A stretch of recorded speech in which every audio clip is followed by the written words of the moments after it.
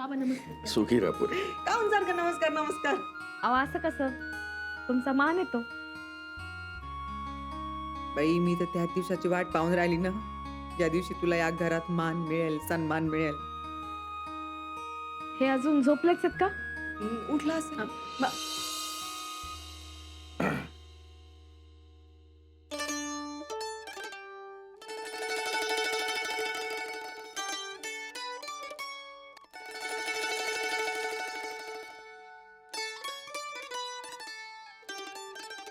माझा वाढदिवस हे सुद्धा विसरले का?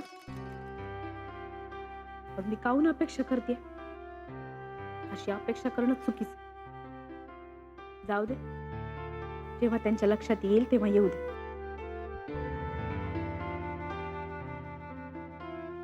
आई, ते मंदिरात जायचंय ना? हो ना, चल निघूया. गुरु चहा ठेवलाय, घे बरं. येतो. मग बाबा येतो. ये बाळा.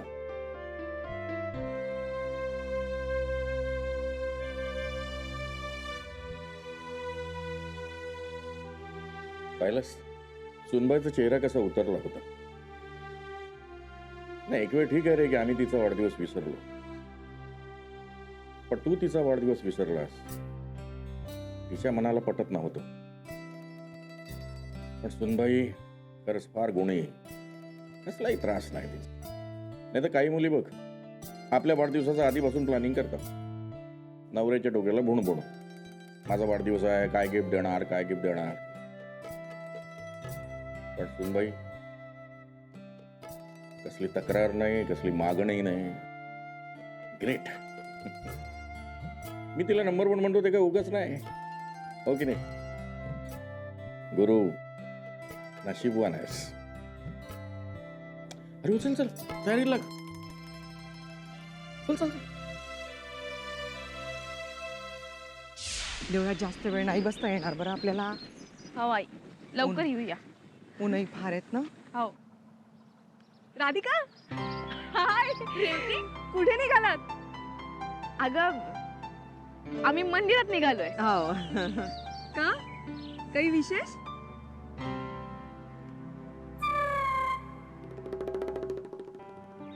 मला वाटलं का रेवती मला शुभेच्छा देते, पण हिच्या तर काहीच लक्षात नाही. काय ग? नाही, काही विशेष नाही, असंच. अच्छा. अगं मला सांग, तुझं काम सध्या खूप वाढलंय ना? हो. हो. आजही कामाला जाणार आहेस? रेवती जावं तर लागेलच ना. ऍक्च्युली ना, मला एक हेल्प हवी होती. हेल्प? अगं मग सांग ना. खरं तर ना कालच सांगणार होते पण राहून गेलं. मला ना एक अवॉर्ड मिळालाय, best performer of the year. Revati, अभिनंदन. थँक्यू. अभिनंदन. थँक्यू. बैठाडेस का ग तू रेवती? हा, त्या असं सांगतात का असं रस्त्यात? अगं कामाच्या गडबडीत राहून गेलं.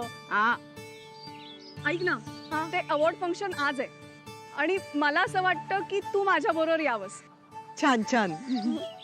मी काही काय बोलत राहते तू? मी कशी काय येणार आहे? नाही, मला नाही जमणार. काऊन बा, जाण त्यासोबत का होते? तिथे जाऊन मी काय करणार आहे? आता एवढ्या प्रेमानं बोलवत आहे ना ती, जाऊ माणसानं, तिलाही बरं वाटेल. आई, तिथल्या लोकांची माझी काही ओळख नाही ना.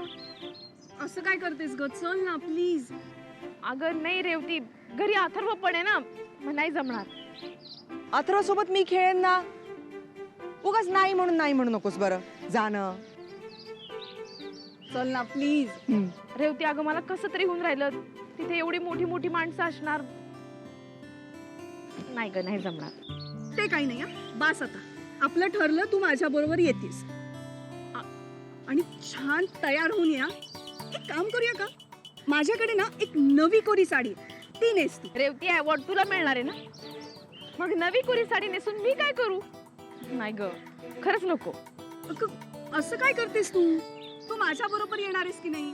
आणि तू एक उद्योजिका आहेस आणि माझी मैत्रीण म्हणून तू तिथे येणार आहेस, तर तू तयार नको का व्हायला?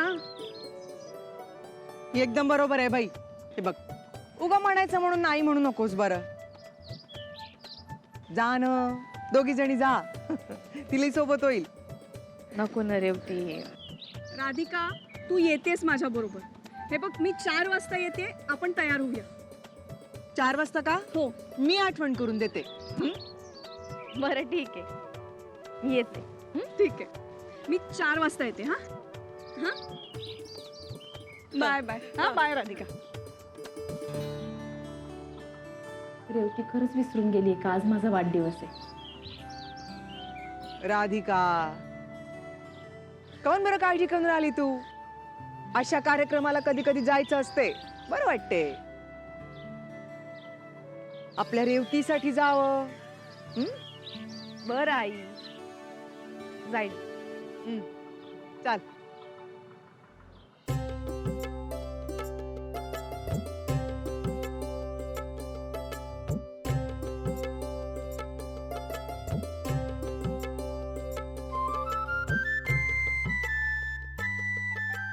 बापा देवा, आज माझ्या राधिकाचा वाढदिवस आहे. तिच्या वाढदिवशी तिला जे हवं ते मिळू दे देवा. माझ्या राधिकाला सुखी ठेव.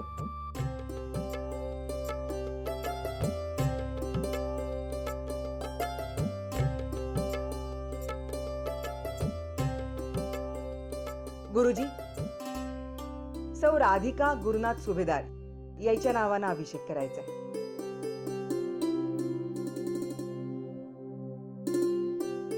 देवा, आजवर माझी जी परीक्षा घेतलीस त्यात मी पास झाले का नाही मला माहित नाही, पण तरी या क्षणी मी खूप समाधानी आहे, आनंदात आहे.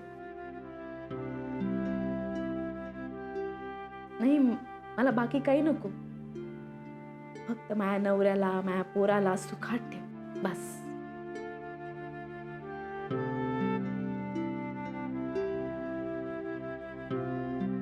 आजही स्वतःसाठी काहीच मागितलं नसशील नाही?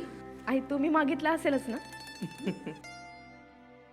आपल्यासाठी देवाकडे मागणारी हक्काची माणसं असताना आपण काहून देवाकडे काही मागायचं? देव सगळं न मागताच देतो.